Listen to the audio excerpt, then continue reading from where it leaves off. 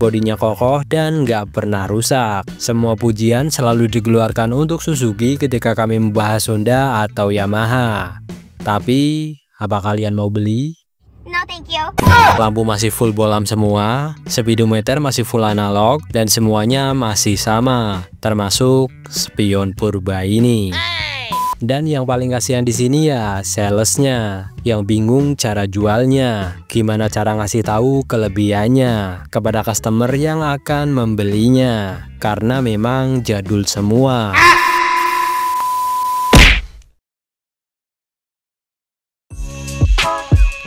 Sebuah motor yang sepertinya berfungsi untuk mencari alamat, yaitu Suzuki Address.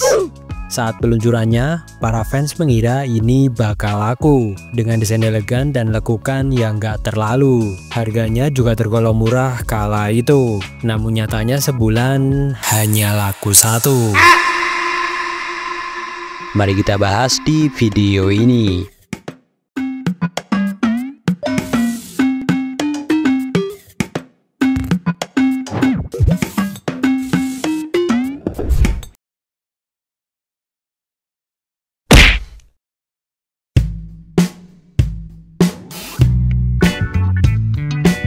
Di tengah derasnya persaingan pasar skuter matic di Indonesia, nama Suzuki Address mungkin terdengar samar di telinga sebagian orang. Padahal di pasar global, motor ini cukup laku dan bisa dikatakan cukup diminati pasar. Suzuki Address adalah skuter entry level dari Suzuki yang dirancang untuk mobilitas harian, dengan keunggulan berupa konsumsi bahan bakar yang irit, bodi ramping, serta bagasi yang cukup luas. Untuk desain sebenarnya ini cukup bagus dibanding produk-produk Suzuki lainnya, seperti Suzuki Next misalnya. Tetapi sayangnya desain seperti ini sudah tidak lagi diminati di Indonesia. Walaupun desainnya bagus dengan sambungan bodi yang rapat, harga yang dulu terjangkau dengan rangka yang kuat, yang tentu saja bebas silikat apalagi karat, tetapi bentuknya seperti skuter keluaran tahun 2004. Suzuki Address 2025 hadir dengan mesin 113 cc SOHC berpendingin udara dan sudah injeksi. Motor ini masih mempertahankan reputasinya sebagai skuter yang irit bahan bakar dan tangguh yang sangat cocok untuk mencari alamat seharian. What? Iya, sesuai namanya. Address yang artinya alamat. Ini siapa sih yang ngasih nama? I don't know. Motor ini pertama kali diluncurkan pada tahun 2014 dengan nama yang sama tanpa tambahan apapun. Teknologinya juga masih sama, lampu masih full bolam semua, speedometer masih full analog, dan semuanya masih sama, termasuk spion purba ini. Yang beda harganya. Iya, nggak tahu diri. Nggak ada perubahan dari tahun 2014, tapi harga terus naik. Padahal murah aja belum tentu laku. Lah ini malah harganya dipatok segitu. Ya kan jadi lucu. Berharap mau laris, ya cuma halu. Yang semangat dong, yang semangat dong. Maneh wes sendiri. Aing mah capek. Mungkin mentang-mentang banyak yang memuji kualitasnya terus naikin harga seenaknya. Aturannya tuh nunggu laku dulu, nunggu laris dulu. Kalau udah banyak peminat baru naikin. Lah ini. Jujur, sebenarnya kami cukup suka dengan desain Address ini. Walaupun sudah kelihatan usang, tapi menurut kami masih bisa diterima. Daripada Next 2 yang maksa pakai desain robotik gitu, tapi desainernya nggak mampu, jadi malah kelihatan wagu. Dan yang pasti, nggak laku. Kalau Address ini cukup kalem, nggak neko-neko, dinamis, dan terlihat elegan. Tapi ya itu tadi, harganya nggak tahu diri. Mana sekarang belinya di mana juga nggak tahu lagi.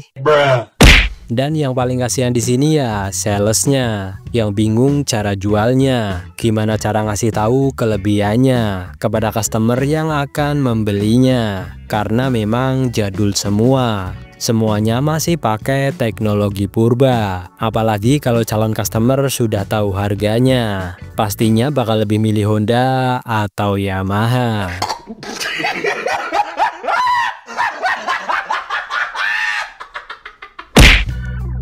Ya iyalah, seampas-ampasnya Honda, paling nggak dia desainnya bagus. Banyak yang suka. Teknologi sudah modern, lampu LED, speedometer digital, aksesoris modifikasi banyak, bengkel di mana-mana, spare part melimpah, harga lebih murah, dan kalaupun dijual juga mudah.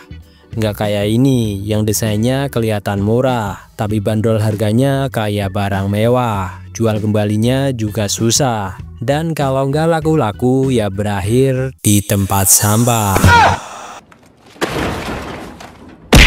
Selain desainnya yang lumayan menarik, walaupun tetap kelihatan murah, mesin dari motor ini juga irit. Dan kata netizen yang sering komen di channel ini, katanya tangguh, bodinya kokoh dan nggak pernah rusak. Semua pujian selalu dikeluarkan untuk Suzuki ketika kami membahas Honda atau Yamaha. Tapi, apa kalian mau beli? No thank you. No thank you. No thank you. Muji-mujinya Suzuki, tapi yang dibeli Beat Esa. Makanya semua dealernya pada berubah jadi minimarket. Gimana nggak gulung tikar coba? Semua produknya kocak, tapi harganya nggak ngotak. Bahkan motor ini di bulan Juni 2018 lalu pernah hanya laku cuma 1 biji. Itu pun mungkin yang di daerahnya kehabisan Honda Beat. Daripada nggak jadi beli motor, langsung belok ke dealer Suzuki. Untung belum berubah jadi minimarket tuh dealer. Suzuki Address sebenarnya masih punya potensi dengan peremajaan desain supaya lebih fresh, seperti lampu utama LED dan speedometer digital. Pemasaran yang tepat seperti pengenalan kepada konsumen yang lebih masif, perbanyak promo, diskon, dan distribusi yang merata. Bukan tidak mungkin Suzuki Address bisa kembali bersaing di pasar skuter matic tanah air. Tapi susah juga sih kalau dealernya udah pada tutup. Karena konsumen Indonesia terbukti menyukai motor yang irit, ringan, tangguh, nyaman, dan simple. Tapi sayangnya bukan merek Suzuki. Nah, gimana menurut kalian? Apakah kalian tertarik dengan motor ini? Atau setelah tahu harganya malah pengen maki-maki? Oke, sekian video ini, dan salam dari fans berat Suzuki.